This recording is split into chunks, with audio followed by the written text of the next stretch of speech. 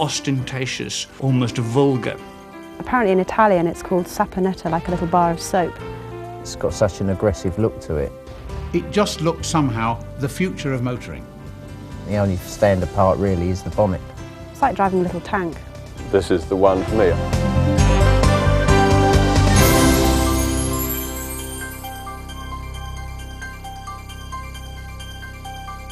The story of BMW starts in the 1910s, before the First World War, when a company was set up in Munich to build aircraft engines, military aircraft engines.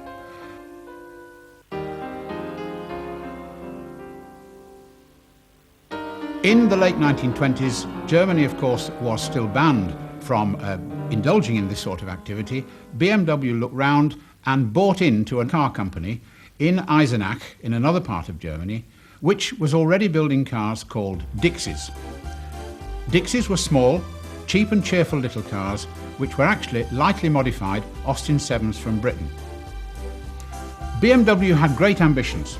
It didn't take them long to decide to modify this car much further and to put in the BMW design of engine that then became the staple of the 1930s product. Throughout all this period, BMW was very careful to maintain its identity. Right from the word go, the badge had been the blue and white spinner, an artistic impression of a rotating propeller, which is to tell us that BMW started by making aero engines. And incidentally, BMW, in English it means quite simply Bavarian Motor Works. In a period of not more than 3 or 4 years, a whole sequence of 300 series models appeared. The most important car technically was the 328 sports car, because here was a smart, smooth, 2-litre, 2-seater machine with a very advanced engine. Well, this is a 1938 BMW 328, imported into this country in early 39 by Fraser Nash.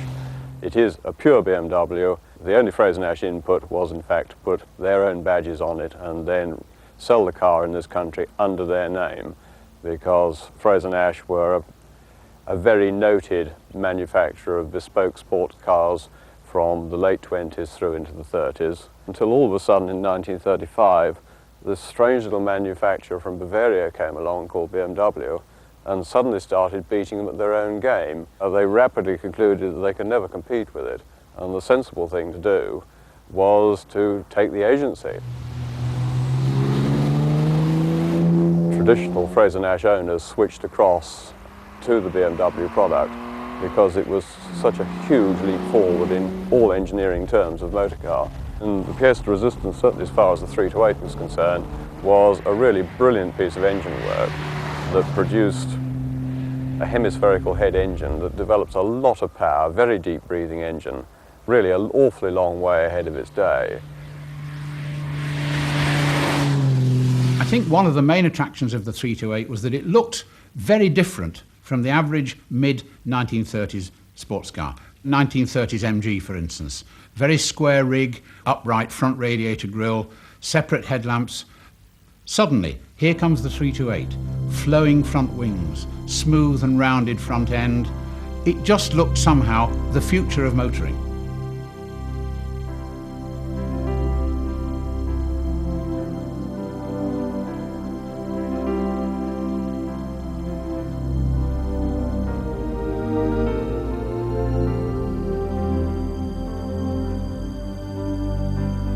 Well, I can remember sitting in my pushchair when my father was fettling his motor cars.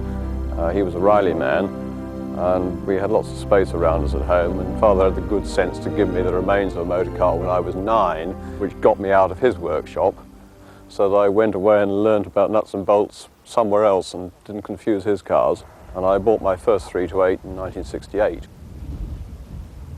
This is the one for me. I have no cause to change at all. This motor car does absolutely everything I want with it. If I want to compete a bit, I can compete. If I want to cane it across Europe, it'll do it, and it'll do it at speeds that nowadays one mustn't talk about. And I see no cause to have to change.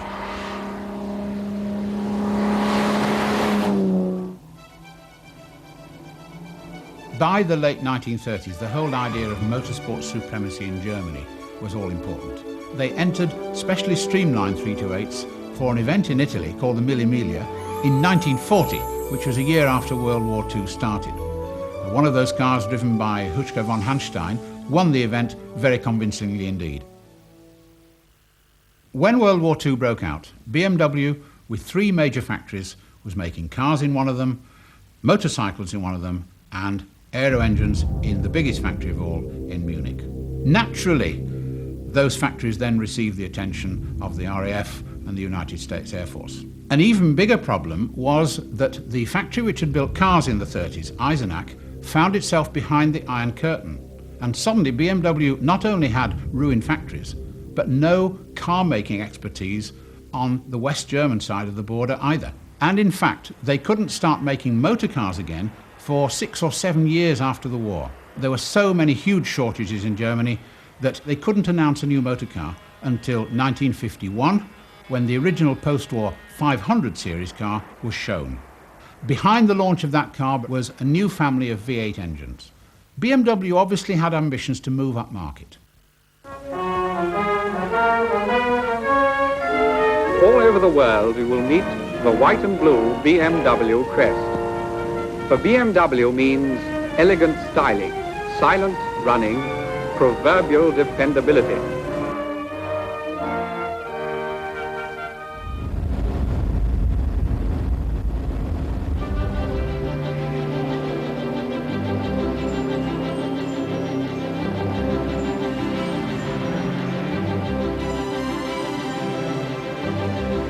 My car is a 1957 BMW 507. It actually came to me after I'd tested one of the works cars at the Hockenheim racing circuit, where I'd been riding in the Grand Prix. And I'd seen this car, which von Falkenhausen, the chief engineer of BMW, had. And he saw me looking at it, so he said, "Take it for a run." So I took it for a run and thought, this is rather nice. I can imagine myself whisking over the continent between Grand Prix in something like this. So I thought, well, how do I pay for it? That's the next thing. Well, Augusta, Count Augusta, who I rode for, had suggested that he ought to get me a present because I'd won him his first 500cc motorcycle championship the previous year. And so I thought, well, dare I ask for a 507 BMW? Well, I did. And he did in fact contribute the majority of the payment for it, which worked out about £2,700.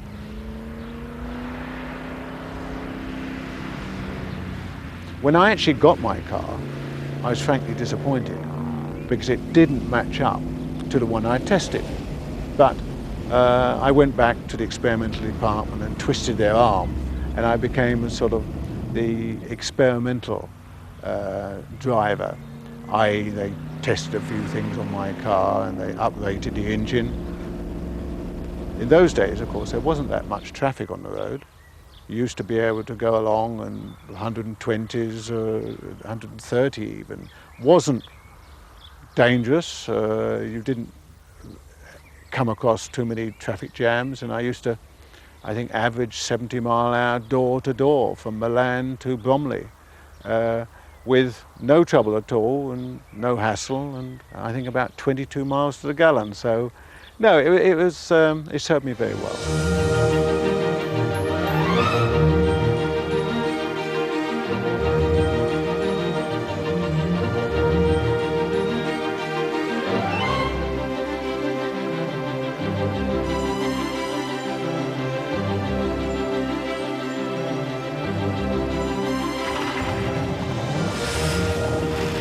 Okay, it wasn't a racing car type performance from it, but it was a car which gave you a good message. And this is an important thing. You need to relate to a piece of machinery. i.e. you could go along and it would adjust itself to suit you. And that's what appealed.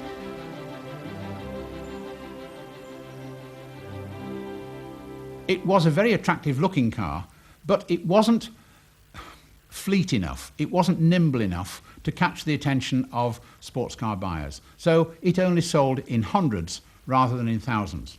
And I think at this point we can say BMW began to stumble. They decided to make smaller, cheaper motor cars in bigger numbers. As a complete change from the 500 series, took out a license to build bubble cars. This was the Isetta. They were small, they were fine, and they sold in big numbers, but they weren't making money. After the war, they were struggling to find an image. This is shown most graphically in a range brochure of the mid-50s, which has a motorbike, a bubble car, the large prestige diplomatic cars, and finishes up with the exotic 507. And they weren't really sure which of these cars they were marketing most strongly. The crunch for BMW came in about 1959, when the company came perilously close to being closed down. In came some serious investors. Gentlemen, they said, you must start making middle-size, smart, middle-class motor cars. And in 1961, a completely new generation of BMW was born. It established BMW in the company that we now know in the late 1990s. Once the BMW 1600 went on sale in the early 1960s, this signalled the birth of the modern BMW company.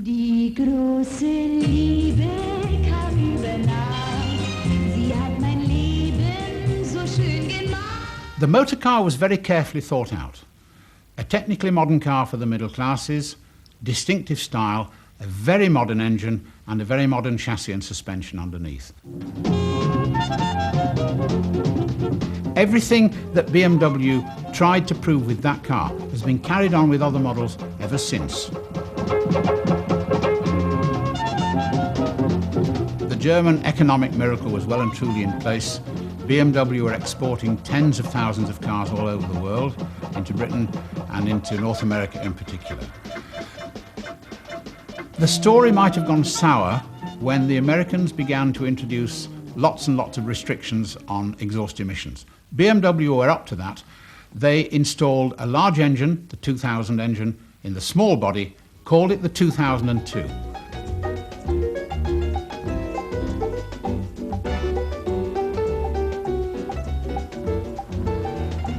I've always wanted a 2002. I used to have a bicycle and cycle into college, into the library, and every morning I used to see this 2002 parked in the library car park, and I used to cycle a couple of times around it and think, wow, when I'm rich I'll get one of those. So I actually wanted to find the person who owned it, because I thought there was this wonderful man that probably I'd fall madly in love with. I'd never met him.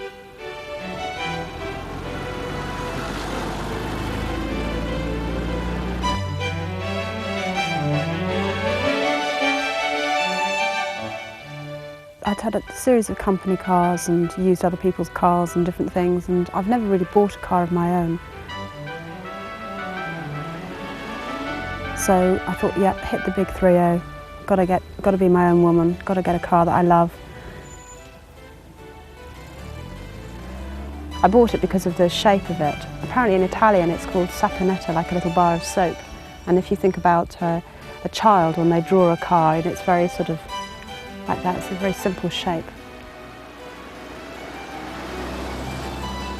And when I first got it, I couldn't believe that I'd got it, and I kept on looking out the window.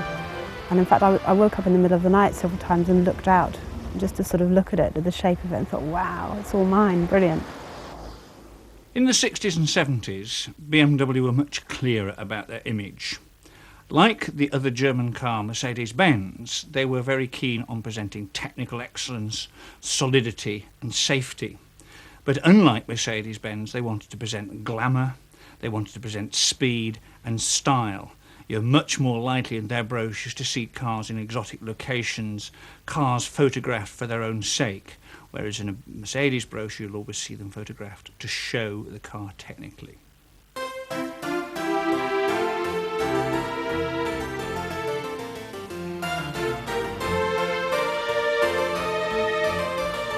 The clothes that I buy or things that I have, I like very simple design, quite sleek design. I don't like patterns, and that's why I like the car really, because it's quite sleek, it's not ostentatious, it's quite simple. Put anything else on and it looks cluttered, take anything away and it would be missing something. There's a little bit of chrome but not too much. And it's just quite solid. Everything about it is solid, it's quite reliable. There's no messing around sort of car. It's like driving a little tank. I quite like that.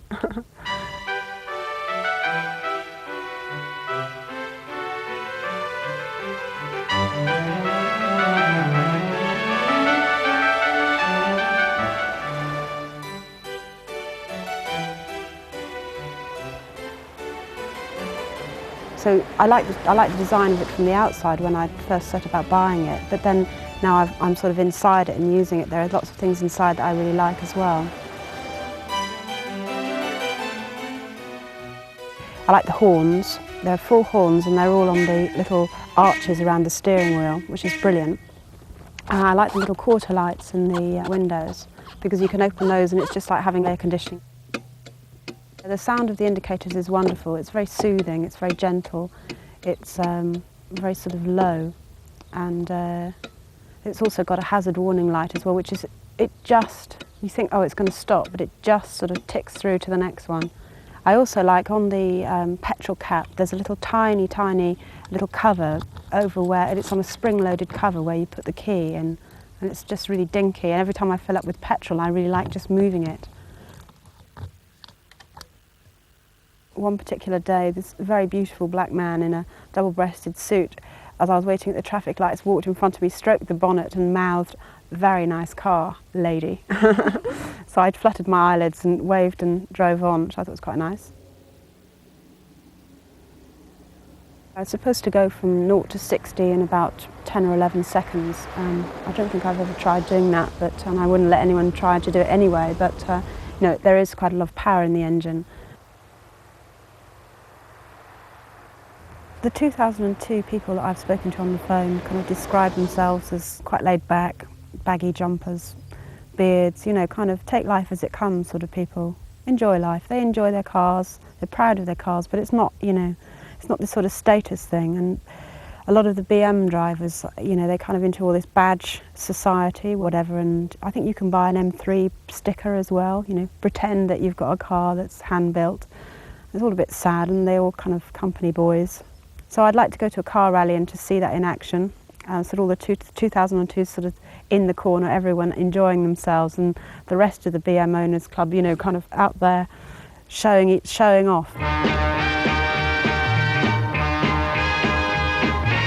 By the mid-1970s, the smallest BMWs were 3 Series.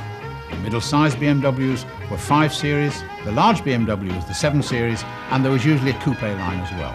They were now covering a sporting market from 1.6 litres all the way up to 3 or 4 litres.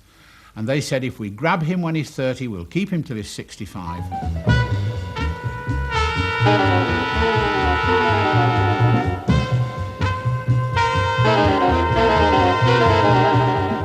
They've always been interested in motorsport, but towards the middle of the 1980s, it became clear that production car racing in particular was becoming very important for publicity. A new category called Group A was being introduced, and BMW said, we have to get involved in this. Not just to turn up, but to win in Group A racing. The result was the M3.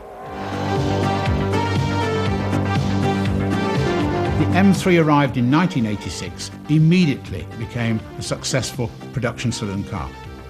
Fortunately for everyone, particularly the enthusiasts, in the next few years there was a running battle between BMW and Ford with the Sierra Cosworth. Each of the companies had its own particular trumpet to blow. BMW said, well, of course, we're winning races with a motor car that doesn't need turbocharging. And the M3 was just a superbly developed, normally aspirated motor car that could win production car racing all around the world.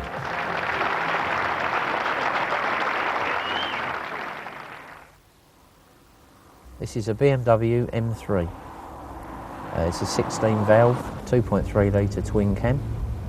It's made in left-hand drive only and was initially built for the purpose of racing, although to get homologated for racing, so many road cars had to be made. It's quite a lot different from the standard body 3 Series. The roof's different, the wings are different, the door's different. The only standard part really is the bonnet.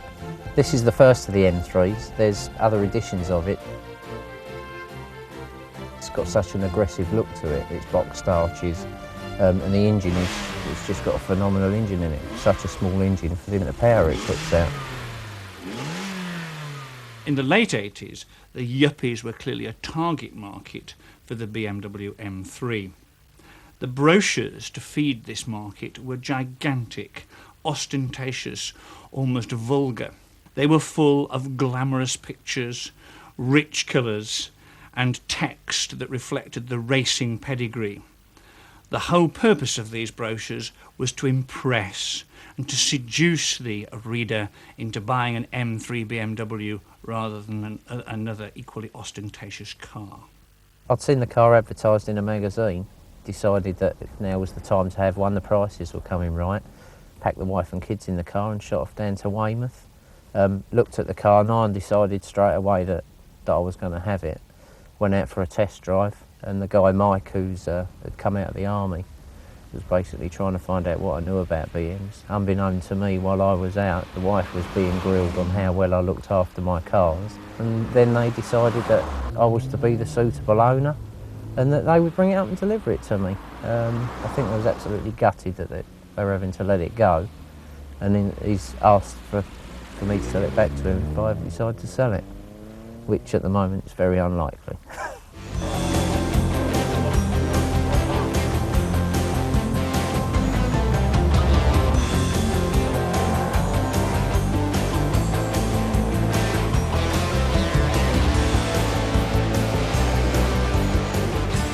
My daughter's, well, 2.5 now, and she's into BMs as well. She's got her own little BMW pedal car, and can actually pick out my M3 in a crowd of cars, which is quite amazing, really, and even knows Mummy's 318i. So she's a bit of a BMW fan herself as well. There's some nice cars on the market, but the BMW Mark, to me, they've just got it right. Everything's right. The car's made for a purpose, and they do their job, really. BMW is convinced that it's won the battle for the sporting image. It has a complete range of cars. It has added a sports car, the Z3 sports car, of course.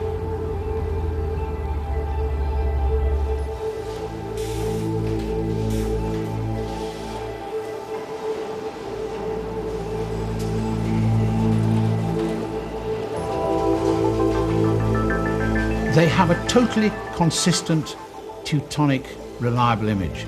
It's a wonderful image that the rest of the world wishes it could mine and use for its own purposes. But if you or I went out to buy a BMW today, we're buying an image, we're buying performance, and more than that, we're buying the ability to say to the world, look at me, I've arrived.